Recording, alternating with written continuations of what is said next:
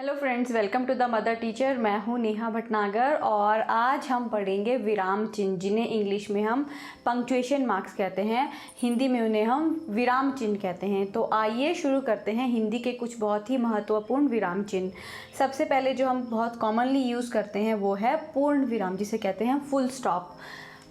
ये तो आपको पता होगा, मैं खाना खा रहा हूँ तो हम ये अंत में लगाते हैं। नंबर 2 है अल्प विराम। अल्प विराम मीन्स कॉमा। जैसे कि भारत में कई फसलें उगाई जाती हैं, जैसे गेहूँ, चना, तो इन दोनों के बीच में हमने क्या लगाया, छोटा सा एक कॉमा, जिसे कहते हैं अल्प विराम। मतलब एक छोटा सा पॉज लेने के लिए हम अल्प विराम यूज़ करते हैं। नेक्स्ट है अर्ध विराम।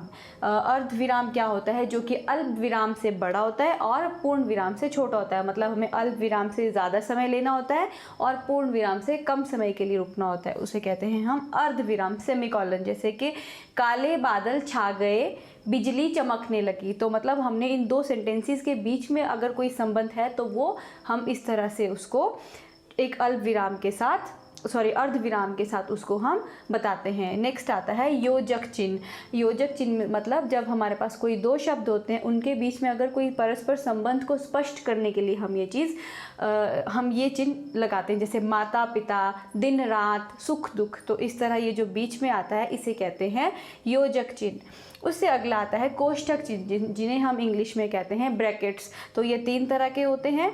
इन्हें हिंदी में कहते हैं, ये होता है लघु चिन्ह, लघु कोष्ठक चिन्ह, इसे कहते हैं मध्यम कोष्ठक चिन्ह और इसे कहते हैं दीर्घ कोष्ठक चिन्ह।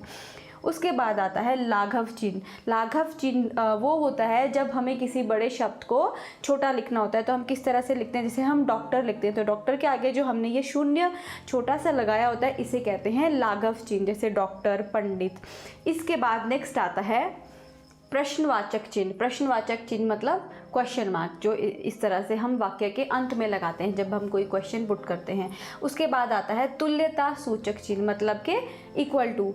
और इसके बाद जो अगला है वो है विस्मयादि बोधक चिन्ह, मतलब के एक्सक्लेमेशन मार्क, जिसे हम कहते हैं, जो हम दुख में, सुख में या जब हैरान होते हैं तब हम इसको यूज़ करते हैं। उस विराम हम तब यूज़ करते हैं जब हमें किसी एक शब्द के बारे में और अधिक जानकारी देनी होती है। जैसे कि कृष्ण के कई नाम हैं, मोहन, श्याम, मुरारी। इस तरह से हम ये वाला चिन्ह यूज़ करते हैं। उसके बाद आता है आदेश चिन्ह। ये चिन्ह हम तब यूज़ करते हैं जब हम किसी एक वाक्य के बारे में या किसी शब्द के बारे में और जानकारी देना चाहते हैं या उसके क्रम को लिखना चाह रहे हैं। जैसे कि वचन के 2 भेद हैं, एक वचन, 2 वचन, तो तब हम यूज़ करेंगे वचन के 2 भेद हैं, उसके आगे हम ये लगाएंगे, फिर हम उसके अगले पार्ट्स लिखेंगे।